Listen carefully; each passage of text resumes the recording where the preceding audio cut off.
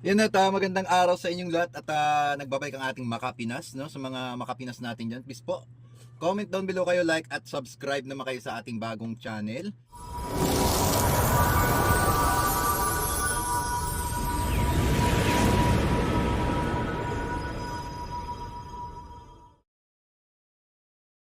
Yun, magandang araw sa inyong lahat at nagbabalik ang ating Makapinas. Siyempre dahil Pilipino tayo, Makapinas tayo, hindi tayo Maka-China. Yung mga kababayan natin dyan, lalong-lalo na mga politiko, no? May mga Maka-China, no? Huwag na nating papasukin ang mga drug lord dito sa Pilipinas kasi nasisira ang buong Pilipinas. No? Kaya panawagan lang, no? Huwag natin tangkilikin ang mga Maka-Chinang politiko, no?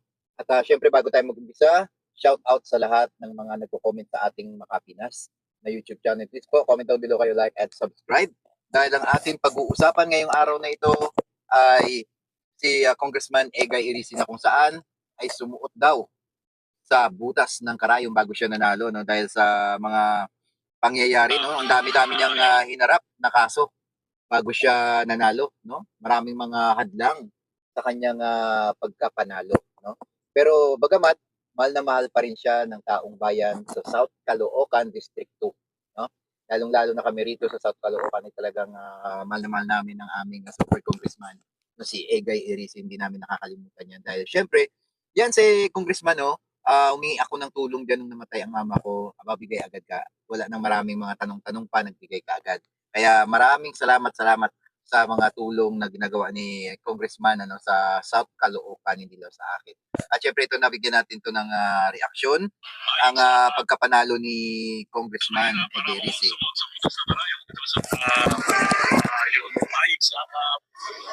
Ulitin natin, no? Because of yung buying stock-up, hundreds of millions of pesos na ayuda. Pero I was able to communicate to the people na hindi ito mag-aangat ang buhay nila. At actually, ito yung malaking problema sa kaisipan ng mga mamamayan. Dapat sa halip na ayuda ay mangarap sila na mangarap ang buhay nila. So, pamagigita ng kanilang mga sariling na ko lang yung list nyo, no? How do you feel na natalo yung incumbent representative? Well, it's the second time that I beat her as an incumbent. In 2013, on her third term, I was able to beat her. So, it's nothing new. Ito, bigyan muna natin to ng komento, no? Kasi nga yung kay Mitch Kain, more on ayuda, no? More on ayuda siya, mga kung ano, no? Basta more on ayuda siya, no? Pinapatunayan lang na malaking tulong din naman yun, yung mga ayuda-ayuda na yun. Kaya lang, hindi naman doon nasusukat ang pagtulong sa tao, dapat kabuuan. May mga proyekto siya, no? May mga proyekto siyang nakikita natin na talagang solid, no? Pangkabuuan kumbaga, hindi lang na ayuda, more on ayuda lang. Kasi yung ibang mga kababayan natin hindi naman nakakatanggap ng puro ayuda, di ba? Kami dito sa bahay, hindi naman kami nakakatanggap ng siguro nakatanggap kami bihirang-bihira pero hindi na, no? Hindi na nasundan 'yon. Siyempre kung sino lang ang makakapasok doon sa ayuda ni Mitch Kayon, yun lang yung mabibigyan, no? Kaya yan ang isa sa mga ano yung isa sa mga ayaw din ng mga tao kasi syempre hindi naman lahat nabigyan ng ayuda ni Mitch Kayon, di ba? Pero kung meron siyang proyekto pangkalahatan at makikinabang ang lahat, siguro masasabi ko na malaking tulong yun sa mamamayan ng South Caloocan City, no?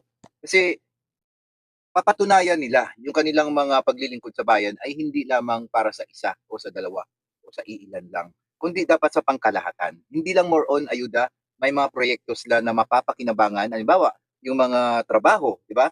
Trabaho, yung mga sa mga community na mga tambay na wala namang trabaho, di ba? Napakahirap. Napakahirap kasi talaga na ano, na ganun. Tapos more on ayuda, no? Patuloy nga natin ito. Pero I was able to communicate to the people na hindi ito mag-aangat ang buhay nila. At actually, Ayan, sinabi niya. Malaking problema sa kaisipan ng mga mamamayan. Dapat sa halip na ayuda ay mangarap sila na mangarap ang buhay nila.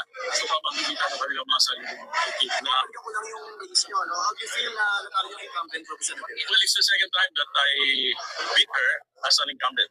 In 2013, on her third term, Talo niya na rin pala, I was able to beat her. So, it's nothing new. I always come from behind. How do you expect this? Well, it's Di ba? Sabi nga ni Congressman Egay Irisi, no? nung tumakbo siya ng mayor, marami siyang project dapat nung kinalaban niya si Along. Kaya lang hindi yata talaga siya bilong. Hindi siya bilong sa pagka-mayor, no? Dapat marami din siyang proyekto no na idudulog sa mga tao. Kaya lang malakas yung malapitan sa kanya kaya hindi siya nanalo. Pero this time na tumakbo siyang congressman, para sa kanya talaga ang titulong super congressman. At naway talagang malaki ang maidudulot na tulong ni Congressman Erisi at hindi lamang ilan lang din ang matutulong kundi pangkalahatan ng Caloocan City. No? District 1, District 2, Napakahirap District na 3. laban No? because of the many challenges, disqualifications, at ang dami talagang pinamimigay. Ayun ba, pero naniniwala ako na Medyo maingay sa likod niya, no? Nakakasiyahan. mamamayan ng distrito ko. At siguro naalala nila yung pagmamahala namin. Mamahala daw. Ayun. Of course, wala namang problema yun. I am very confident with my At dahil syempre, dahil nanalo nga si Congressman Egay Irisi, hindi lang naman puro ayuda, no?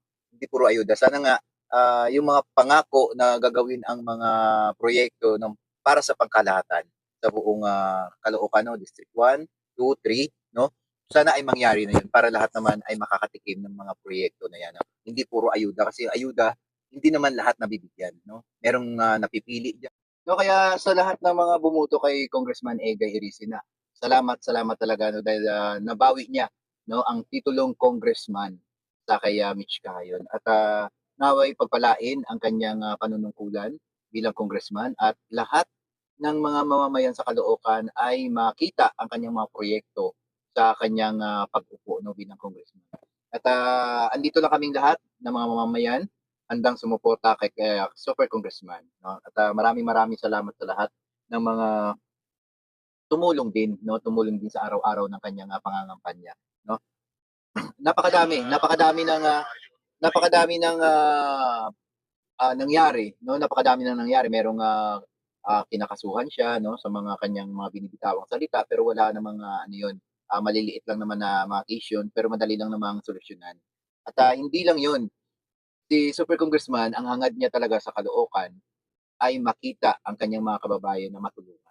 Hindi lang sa isa, dalawa, tatlo o iilan para sa ayuda.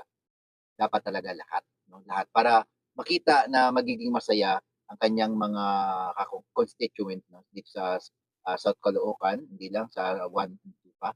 At matulungan niya 1 and 2, 3, no? Matulungan niya ng buong buo, no? At makikita na magiging masaya ang buhay ng mga taga Caloocan. Kasi ano hindi lang naman nagtatapos doon sa pagtulong niya, no? Yung paglilingkod niya na pagmamahal sa mamamayan ng Caloocan ay habang buhay yan na talagang tinitreasure ng mga taga Caloocan. Ito lang yung mga tip ko diyan sa mga politiko na yan subukan yung tumulong ng lubusan. Sa pagtanda ninyo, pagdating ng meron na kayong hindi niyo na kayang maglingkod, maaalala kung paano kayo maglingkod sa bayan. Kung gaano kayo kasinsir tumulong sa mga mamamayan, no? Kahit gaano ka na kaugod-ugod ka na, kung talagang ang puso mo ay maglilingkod sa bayan, maaalala ka ng tao. Maaalala ka ng tao na meron kang ginawa na mabuti.